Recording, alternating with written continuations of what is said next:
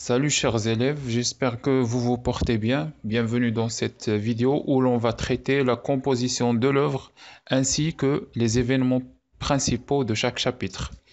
Comme vous le connaissez tous, la boîte à merveilles se compose de 12 chapitres divisés en 3 saisons. La première saison, c'est l'hiver. Elle contient le chapitre 1, 2, 3. Le printemps, chapitre 4, 5, 6, 7.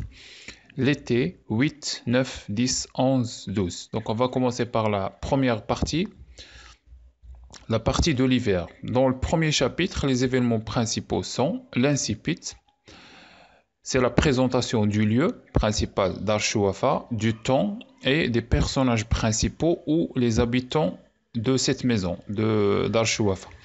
Deuxième événement principal, c'est la séance du bain mort où l'enfant accompagne sa mère.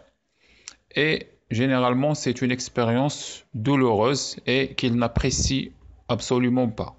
Troisième événement principal, c'est la dispute entre Rahma et Zoubida à cause du lessif. Dans le deuxième chapitre, on va commencer par évoquer le jour du mardi. C'est un jour difficile pour le narrateur, lié au Msid, un lieu de violence. Deuxième événement principal, c'est la visite de Sidi Ali Bouralb, un mausolée, par Lalla Aïcha, Zoubida et Sidi Mohamed. Dans ce lieu, dans Sidi Ali Bouralb, Sidi Mohamed est griffé par un chat et il tombe malade et donc il ne va pas au Msid pendant 2 jours et demi. Dans le troisième chapitre, il y aura la disparition de Zineb. Zoubida et Fatma Bziouia retrouvent Zineb à Darkitoun et sa mère Rahma organise un repas pour les mendiants afin de remercier Dieu de lui avoir rendu sa fille. Bien, on va maintenant passer à la partie 2. La partie deuxième, c'est la saison du printemps. Elle est caractérisée par un événement principal qui domine cette partie et qui donne un sentiment ou une atmosphère de joie dans le récit. Contient le chapitre 5. 15 jours avant la fête, le frère annonce à Ashura pour préparer le Msid. Dans le chapitre 6, c'est lundi, 8 jours avant la fête, les élèves préparent le Msid. Le frère les divise en groupes selon les spécialités. Le narrateur fut nommé chef des frotteurs. Le lendemain, c'est le mardi, 7 jours avant la fête. L'enfant ne va pas à l'école, il accompagne sa mère à la Qessaria pour y acheter des vêtements.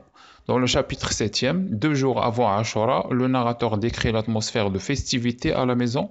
Les femmes achetèrent des instruments de musique pour fêter Ashura.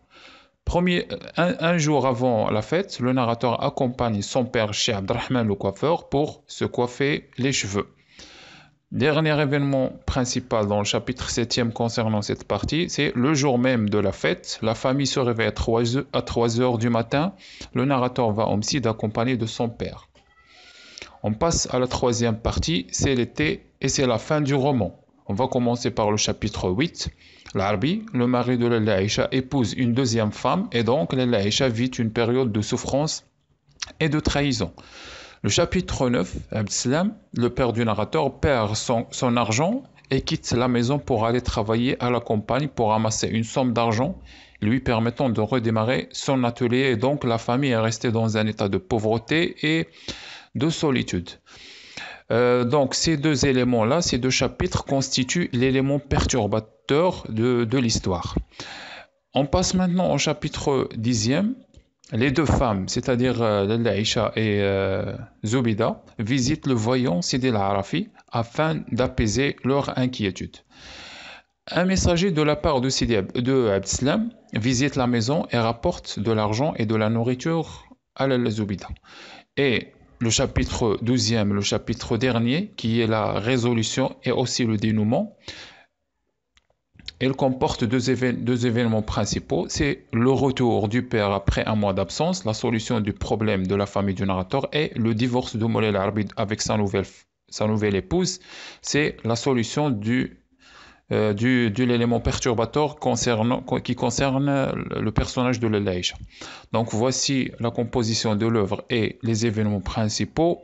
J'espère que vous avez compris, que vous avez bien apprécié la manière dont j'avais divisé et expliqué le récit. Merci de votre attention et à la prochaine.